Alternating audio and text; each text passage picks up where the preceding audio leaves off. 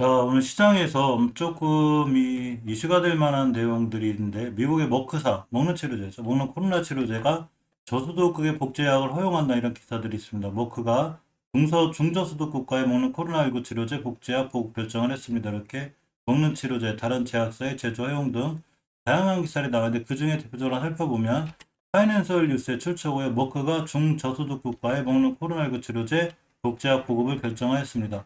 이 몰루피라비르죠. 이게 이제 파키스탄, 캄보디아, 아프리카 국가 등 모두 대국의 중저소득 국가들의 생산비 수준의 저가로 공급될 전망이라고 합니다.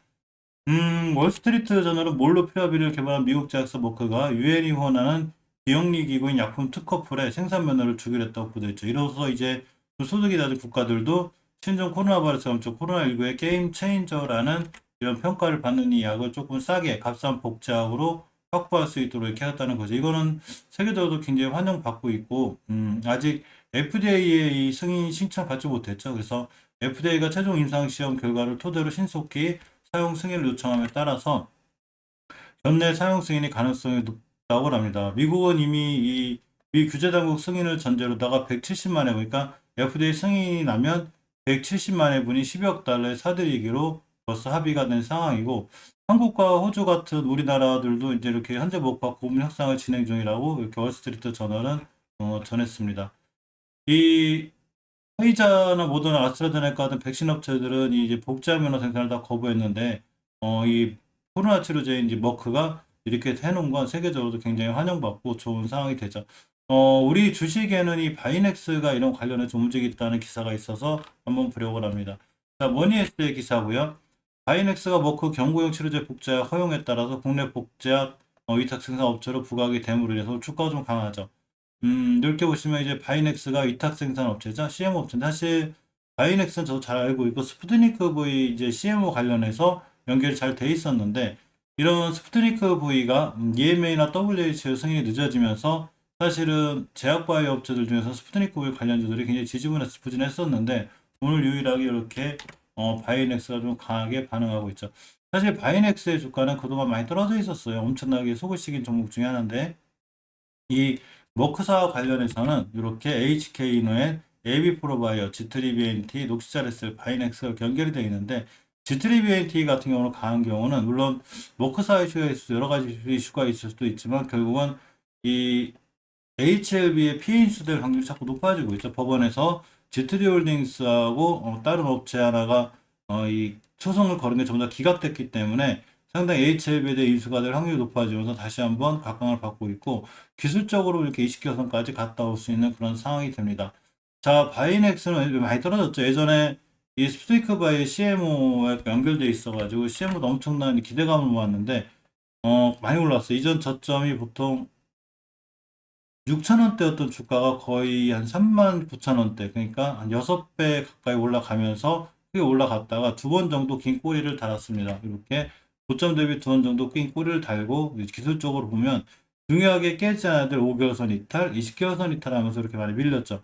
그러면서 60개월선까지 위협하고 있다가 이번 달에 60개월선을 딱 찍고 돌아서는 상황이 됐습니다. 물론 여기서 바로 V자 반등을 해주면 좋지만 예전에 이렇게 21년도 7월 달에 깬 20개월선 자리가 강력한 저항선이 되기 때문에 이 20개월선 자리를 맞고 떨어질 좀 확률이 있어요. 따라서 20개월선 맞고 떨어지고 5개월선 안착해서 이렇게 돌아나가는, 즉 굉장히 오랫동안 가격 조정이 있었으면 여기서 5개월선 돌파해주고 안착하고 기간 조정해주고 다시 돌아나갈 수 있는 이런 상황이 되고, 어 저점이 14,900원대니까 14,900원대를 더 이상 훼손하지 않을 것 같은 생각도 듭니다.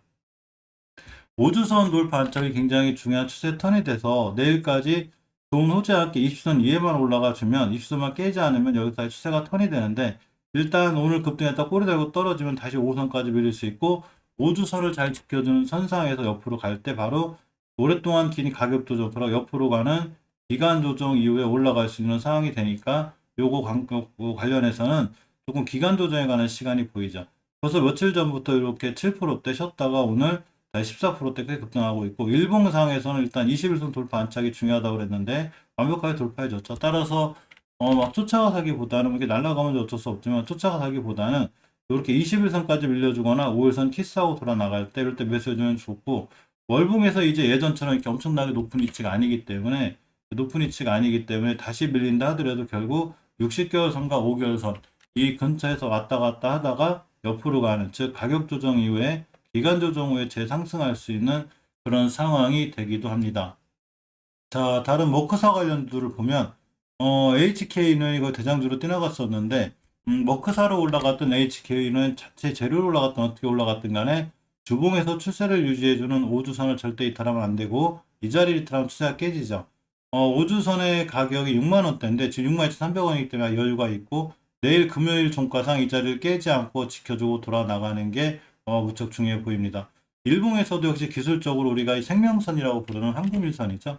21선을 잘 타고 올라가 주는 게 중요한데 이렇게 21선을 깨지 않고 있고 내일까지 이 자리만 잘 지켜주면 충분히 돌아 나갈 수 있는 상황이 되기도 하죠. 이 바이넥스라든가 여러 가지 수급을 좀 보면 장중에 있는 게 정확하게 잡히진 않지만 전체적으로 기관은 좀 매수하고 있죠. 외국인 여전히 매도 포지션이고 기관이 3일 전부터 조금씩 매수를 해주는 그런 입장이고 HK은행도 기관이 조금 매수하고 있는데 외국인이 많이 매도하죠. 제약바이오들 자체가 전체적으로 외국인들의 매도세가 센 편이고 바이넥스는 아마 이 월봉에서 보면 굉장히 저점에 있기 때문에 이런 저점 매수 기관들이 주식이 좀 싸다는 판단에 저점 매수를 하고 있는 게 아닌가 이렇게 생각해 봅니다.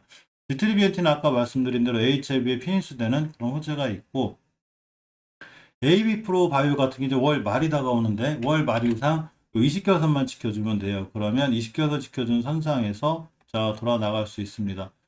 주봉에서도 마찬가지로 20선을 깼기 때문에 더 장기적인 지표인 월봉의 20개월 선을 보는 게 중요하고 가격으로 보면 1087원이 됩니다. 일봉에서는 21선 이탈했죠. 61선 보고 있는데 이 보라색 선이 241선이에요. 가장 강력한 일종의 이 241선이 되는데 여기를 한번 깨게 되면 다시 돌파하고 지켜줄 때가 제일 좋은데 깼으니까 돌파 안착하고 다시 가죠.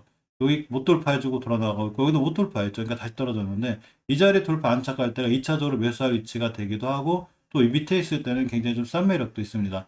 따라서 월봉에서 이렇게 20개월 선 근처에 있다는 것 이거는 조금 좋은 지표고 오늘 좀 많이 못 올라가고 밀리고 있다 하더라도 결국 내일 월봉 종가상 20개월 선 얼마나 잘 지켜주고 돌아 나가느냐에 따라서 관건이 돼 있지 않나 이런 생각을 해봅니다.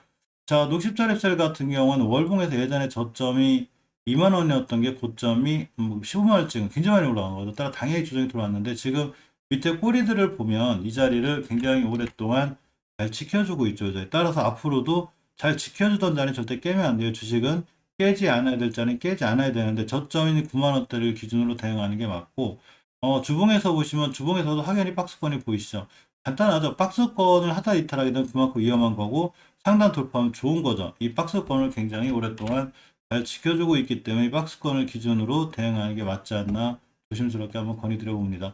자, 어쨌거나 일봉에서는 5일선 기준으로 왔다 갔다 하고 있는데 월봉에서 너무 높기 때문에 지금 이 주가가 이런 데가 아니죠. 그렇기 때문에 마냥 맘 편하게 있는 것보단 단기 단타로 대응하는 게 녹시자리셀은 상황이 좋아 보이지 않나 이렇게 생각해 보고요.